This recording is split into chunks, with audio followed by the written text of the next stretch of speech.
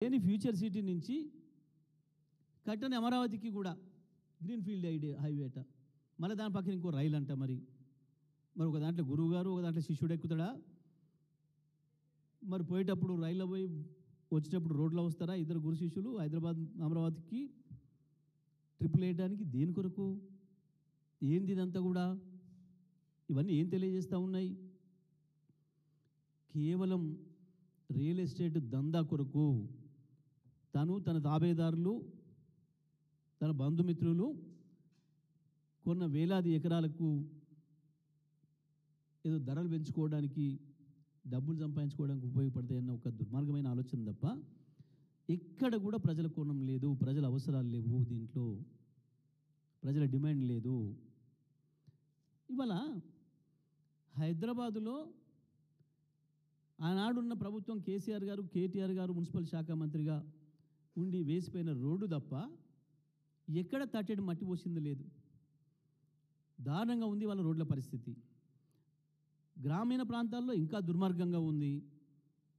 గతంలో 2014కు ముందు మేము ఎక్కడ పోవాలన్నా తెలంగాణ రూరల్ ప్రాంతంలో 20 కిలోమీటర్లు ప్రయాణం చేయాలంటే గంట సమయం పట్టేది.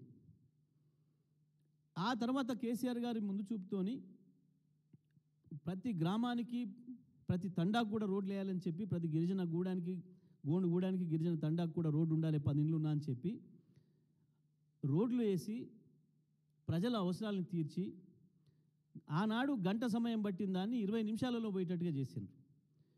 కానీ వాళ్ళ 2 ఏళ్లలోనే మళ్ళీ గంట సమయం పట్టే పరిస్థితి వచ్చింది. వాళ్ళ ఒక ఊరి నుంచి ఇంకొకరికి పోవాలంటే తెలంగాణ మొత్తంలో కూడా ఎక్కడికి పోయినా సరే. అక్కడ తట్టెడు మట్టి పోయలేదు. హైదరాబాద్ సిటీలో ఎక్కడ కూడా ఒక తాపి పట్టుకొని ఇంతంత సీసీ రోడ్ వేసింది లేదు, ఇంతంత బీటీ రోడ్ వేసింది లేదు. కానీ ప్రజలు లేని, ప్రజల అవసరం లేని ప్రాంతంలో వేల కోట్ల రూపాయలు పెట్టి నేను 400 ఫీట్ల రోడ్డు వేస్తా, 800 ఫీట్ల రోడ్డు వేస్తా అని చెప్పి నిన్న భవనం శంకుస్థాపన. అసలు అక్కడ రాష్ట్రం ఎక్కడ కూడా గింతంత కాలుష్యం లేకుండా ఒక మంచి పద్ధతుల్లో ఇప్పటి వరకు చైనాలో అమలు చేస్తూ ఉన్న పద్ధతుల్లో ఒక మంచి ఫార్మాసిటీని తీసుకురావాలి అక్కడ అని చెప్పి ఫార్మాసిటీ కొరకు ప్లాన్ చేస్తే ప్రజలకు ఇబ్బందులు లేకుండా ఫార్మాసిటీని కూడా లేకుండా చేసి మరి ఎవరు అవసరాల కొరకు వేస్తున్నావు ఇవాళ నువ్వు? రోడ్డు అనేది దేని కొరకు? ఇది కేవలం తను కొనుక్కున్న భూములకి, తన బంధువులు మిత్రులు కొనుక్కున్న భూములకి ధరలు పెంచుకోవడానికి తప్ప ఇంకొకటి కాదు. దీని వెనకాల పెద్ద కుట్ర ఉంది.